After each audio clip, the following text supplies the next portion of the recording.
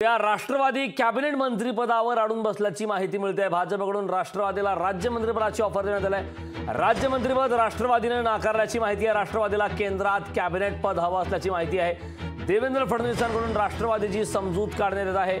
मंत्रिमंडळ विस्तारात राष्ट्रवादीचा समावेश नाहीच, त्यामुळे आताची मोठी बातमी आहे। खरं तर कॅबिनेट मंत्रिपदाची अपेक्षा राष्ट्रवादीला आहे। त्याच पद्धतीने सुनील तटकरे किंवा प्रफुल्ल पटेल या दोघांच्या नावाची चर्चा होती। दोघांपैकी नेमकं कोणाला कॅबिनेटमध्ये मंत्रिपद मिळणार अशी चर्चा रंगताना आता मोठी अपडेट समोर येत आहे। राज्यमंत्रिपद घेऊन आपण या पुढच्या मध्ये सहभागी व्हावं अशा प्रकारची देवेंद्र फडणवीस यांच्याकडून राष्ट्रवादीची समजूत काढण्याचा मंथन करण्याचा प्रयत्न सुरू आहे। मात्र राष्ट्रवादी या ठिकाणी कॅबिनेट मंत्रिपदावरती अडून बसलेली आहे।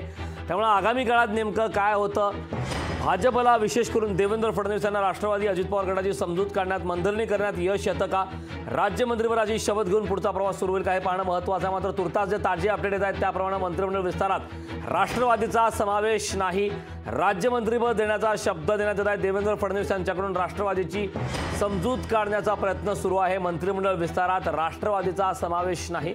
खरं तर याआधी चर्चा सुरू होती की सुनील तटकरे किंवा प्रफुल्ल पटेल या दोन्ही नेत्यांपैकी एका नेत्याला कॅबिनेटमध्ये मंत्रिपद मिळेल अशी चर्चा सुरू होती। मात्र आता मोठी अपडेट समोर आली आहे। राष्ट्रवादीला केंद्रात कॅबिनेट पद हवं असल्याची माहिती आहे, तर देवेंद्र फडणवीस यांच्याकडून राष्ट्रवादीची समजूत काढण्यात आहे।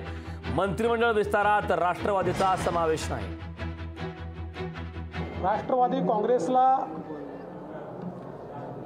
आमच्या वतीनं किंवा सरकारच्या वतीनं एक जागा ऑफर करण्यात आली होती। राज्यमंत्री स्वतंत्र प्रभार अशा प्रकारे ही जागा त्यांना देण्यात आली होती। परंतु त्यांचा आग्रह असा होता की आमच्याकडनं श्री प्रफुल्ल पटेल यांचं नाव फायनल आहे आणि ते आधी मंत्री राहिलेले आहेत, त्यामुळे त्यांना आम्हाला राज्यमंत्री स्वतंत्र प्रभार हे करता येणार नाही। जेव्हा अलायन्सचं युतीचं सरकार असतं त्यावेळी काही निकष तयार करावे लागतात, कारण अनेक पक्ष सोबत असतात, त्यामुळे एका पक्षाकरता तो निकष मोडता येत नाही।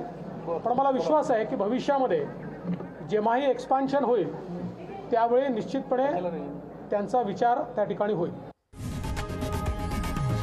लोकशाही मराठी ऐका, पहा, जागरूक रहा।